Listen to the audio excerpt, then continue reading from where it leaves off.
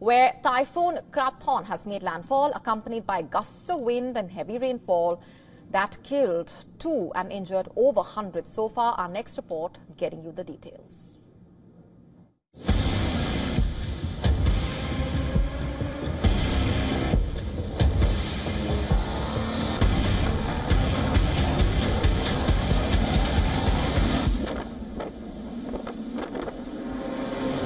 These are visuals from a hotel in Taiwan.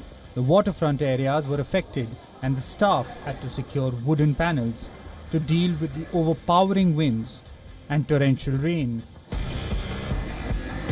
Taiwan is dealing with the aftermath of Typhoon Krathon.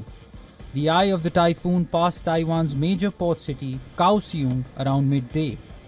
Big waves were seen lashing as the typhoon neared the island. Residents were asked to seek shelter as the island was fully shut for the second day. Authorities have closed schools and already evacuated over 800 people. It started as a Category 1 typhoon, which was in fact weaker in nature and only intensified over the last 2 days. The government has warned about a triple blow, with torrential rain, strong winds and storm surges coinciding with high tide. People woke up to dystopic scenes of trees swaying wildly and objects being dragged along empty streets. By strong winds blowing at a speed of 126 kilometers per hour, and they're only getting stronger with each passing hour. This is a rare experience, to possibly see the Typhoon Eye at just more than 20 years old. I wouldn't say I'm excited, because there will be lots of damage and I hope the damage won't be too severe. But as we can't control nature, so when there is such an opportunity, everyone can have a look at what the typhoon is like. Taiwan has been making full-blown preparations to combat the typhoon head-on. Early in the morning, some 2.7 million people received text warnings alerting them to take shelter immediately as the storm continues to surge along with high tide. Hundreds of flights were grounded. The north-south high-speed rail line services were also suspended and financial markets were closed down for the second straight day. Of course, I need to prepare for the typhoon at home because it's raining. For example, our clothes, our flower pots need to be put aside.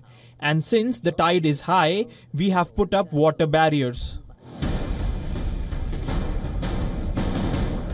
Typhoon Krathon reached Taiwan after slamming a remote group of Philippine islands, where it led to power outage, disruption in communications and rampant house damages. Taiwan is no stranger to typhoons. In fact, it is pretty used to frequent tropical storms between the period of July and October, but experts say climate change has made matters worse of late, leading to heavy rains, flash floods and other calamities. Just in the month of July, Gaemi became the strongest typhoon to have hit Taiwan in 8 years, killing at least 10. But there's something unusual about Krathon. Local media is labeling it a quote-unquote weird storm, the reason being it hovered off the coast before reaching the land, making coastlines and low-lying areas particularly vulnerable to its effect. To stay up to speed with the latest news, download the WION app and subscribe to our YouTube channel.